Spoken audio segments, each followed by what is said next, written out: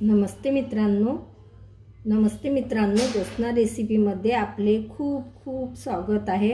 आज मी महाशिवरात्रीला घरी कशी पूजा करायची ते दाखविणार आहे। मी कशा प्रकारे करते तर आता बघूया आपण। मी ही प्रथम जागा पुसून घेतलेली आहे आणि पाट ठेवलेला आहे, त्यावर एक कापड टाकलेला आहे, अगरबत्ती लावून घेतलेली आहे, धूप अगरबत्ती लावून घेतलेली आहे आणि हे पूजेचं साहित्य घेतलेलं आहे। मी अभिषेक करायला पाणी घेतलेलं आहे, पंचामृत घेतलेला आहे आणि 5 खारका घेतलेला आहे, कमलगट्टा घेतलेला आहे, 5 बदाम घेतलेला आहे आणि 5 सुपाऱ्या हळकुंड घेतलेल्या आहे आणि हे फुलं घेतलेले आहे, बेल घेतलेला आहे, धोत्र्याचं फळ घेतलेलं आहे आणि हे चंदन घेतलेलं आहे मी, लाल आणि पिवळं। शंकराला लाल पिवळंच चंदन वापरतात। तर आता आपण पूजेला सुरुवात करूया। प्रथम आपल्याला दीपाची स्थापना करून घ्यायची आहे। मुठीने तांदळाची रास ठेवायची आणि त्यावर दीप प्रज्वलित करून त्याची स्थापना करून घ्यायची। इथे माझ्याकडे ना अशी पिंड आहे शंकराची आणि हे नागोबा आहेत आणि हे आपले नंदी आहेत। तर हे पूर्ण परिवार आहे शिवचा यात। तर मी आज ना या पिंडीचीच पूजा करत असते। आता आपण ना पहिले अभिषेक करूया। मी 1 लोटाभर जल घेतलेला आहे। प्रथम हे पूर्ण टाकून घेते, मी अभिषेक करते, पूर्ण अर्पण करायचं आहे आणि मंत्र जाप करत राहायचं। श्री शिवाय नमस्तुभ्यमचा मी जाप करत असते। श्री शिवाय नमस्तुभ्यम, श्री शिवाय नमस्तुभ्यम, श्री शिवाय नमस्तुभ्यम, श्री शिवाय नमस्तुभ्यम, श्री शिवाय नमस्तुभ्यम। त्यानंतर पंचामृतनी अभिषेक करायचा आहे। पंचामृतची रेसिपी माझ्या चॅनलवर अपलोडेड आहे, ती तुम्ही बघू शकाल। श्री शिवाय नमस्तुभ्यम, श्री शिवाय नमस्तुभ्यम, श्री शिवाय नमस्तुभ्यम, श्री शिवाय नमस्तुभ्यम। आणि त्यानंतर शुद्ध पाण्याने मग जल अर्पण करायचं। श्री शिवाय नमस्तुभ्यम, श्री शिवाय नमस्तुभ्यम। त्यानंतर या पिंडीला आपण छान पुसून घ्यायचं आहे या प्रकारे आणि आपल्याला पिंडीची स्थापना करायची आहे। शंकराची पिंड आहे ही, यात पूर्ण परिवार आलेला आहे शिवचा। मी तांदळाची अशी रास ठेवलेली आहे आणि त्यावर आता पिंडीची स्थापना करून घेते। त्यानंतर आपल्याला आता दीप कलश मांडायचा आहे।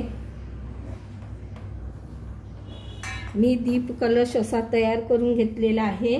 प्लेटमध्ये तांदूळ घेतलेले आहे, 1 कलश भरून मी जल घेतलेला आहे आणि स्वस्तिक काढून घेतलेला आहे आणि लाल धागा हा असा गुंडाळून घेतलेला आहे।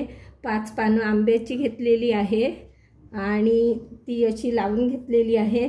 त्यामध्ये ने 1 रुपयाचा शिक्का आणि सुपारी, अक्षर, हळकुंड टाकून घ्यायचं आहे आणि त्याला आता आपल्याला स्थापन करायचं आहे।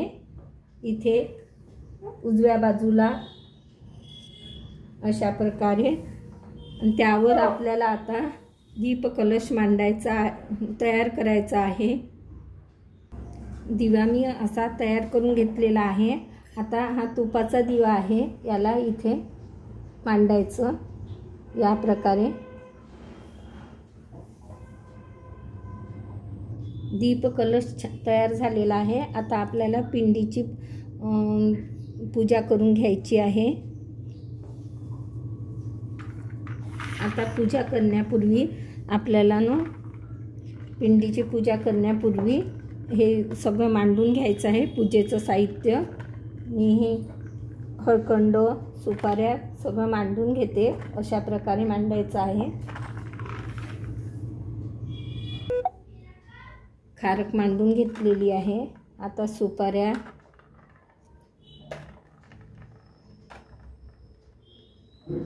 मांडून घ्यायचं आहे, हे पूर्ण साहित्य।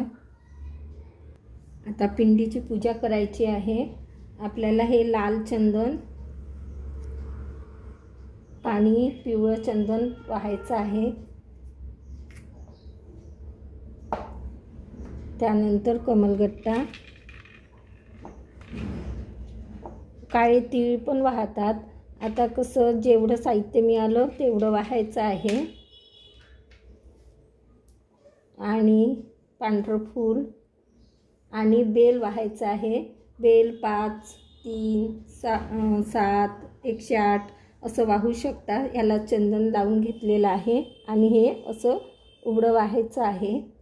आणि श्री शिवाय नमस्तुभ्यमचा जाप करायचा आहे. श्री शिवाय नमस्तुभ्यम, श्री शिवाय नमस्तुभ्यम, श्री शिवाय नमस्तुभ्यम, श्री शिवाय नमस्तुभ्यम, श्री शिवाय नमस्तुभ्यम, श्री शिवाय. आणि हे धतुऱ्याचं फळ आहे, हे वाहायचं आहे. आणि आता हे सगळे हळकुंड वगैरे यांनाही पूजा करून घ्यायची आहे.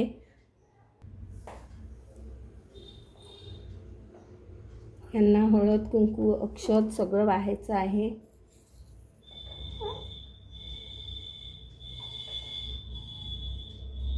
प्रत्येकाकडे वेगवेगळ्या प्रकारे पूजा केली जाते. आमच्याकडे या प्रकारे करतात. अक्षत वाहायची आहे आणि फूल वाहायचं आहे.